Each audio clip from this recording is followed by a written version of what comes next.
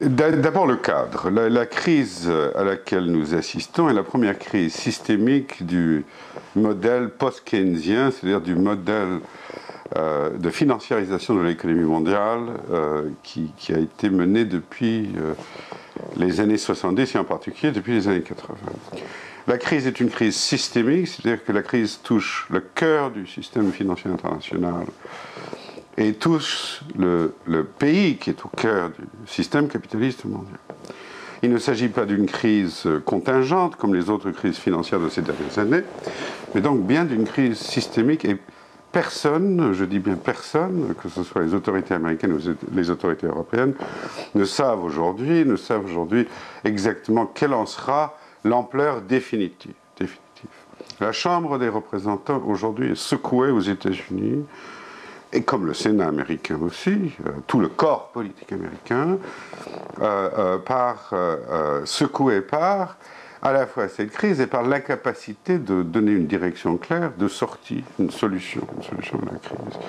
Donc nous ne savons pas aujourd'hui si les mesures énoncées seront votées, seront sans doute votées dans les prochains jours par le Congrès, si ces mesures seront suffisantes pour régler la crise en cours, ou si encore ça laisse des marges de manœuvre à l'avenir pour l'État américain pour régler la question de la crise financière internationale. Nous sommes donc dans un moment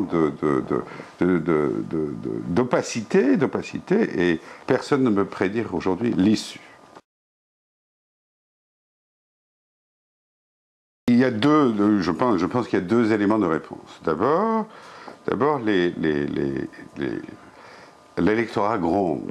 Il y a une colère qui monte, populiste, assez forte au sein de la population américaine. L'électeur moyen, comme on dit, ne veut pas supporter le poids de cette crise. Il ne voit pas pourquoi il devrait payer soit des impôts nouveaux, soit des coûts annexes pour une spéculation globale qui a été menée par des banques et des institutions financières de Wall Street. Et cette colère populaire se transmet aux membres, à la Chambre des représentants. Vous savez que le cycle électoral américain est très court, c'est 2 ans pour les membres des chambres des représentants, et ils sont très sensibles à leur électorat. Pour ce qui est des républicains, il y a deux particularités. D'abord, une partie de l'électorat républicain sont des partisans du laisser-faire intégral, c'est-à-dire que l'intervention de l'État est considérée comme une forme de socialisme déguisé, du socialisme rampant qui s'installe aux États-Unis. Et pour une autre part, il y a une méfiance générale envers l'État, n'est-ce pas? Une tradition politique américaine. Donc le parti républicain au Congrès reflète à la fois la colère de la population, mais aussi ce parti pris anti-étatique traditionnel au sein du parti depuis les années 70-80.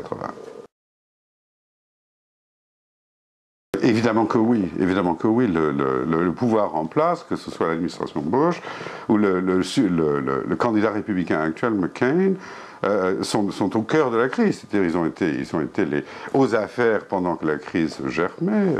Ils sont aux affaires aujourd'hui dans une situation proprement cataclysmique.